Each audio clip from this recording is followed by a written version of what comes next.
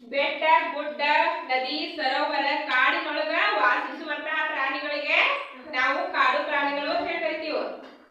ಕಾಡು ಪ್ರಾಣಿಗಳು ಯಾವ್ಯಾವು? ಬೆಟ್ಟ ಗುಡ್ಡ ನದಿ ಸರೋವರಗಳಲ್ಲಿ ವಾಸಿಸುವಂತಹ ಪ್ರಾಣಿಗಳು ಯಾವ್ಯಾವು? ಅವು ಹೆಚ್ಚಾಗಿ ಏನಿರ್ತಾವಂದ್ರ ಮಾಂಸಾಹಾರಿಗಳ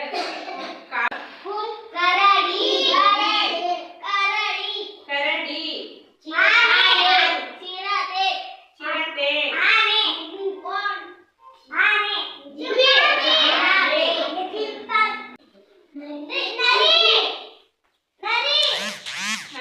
ನರಿ, ಜಿಂಕೆ,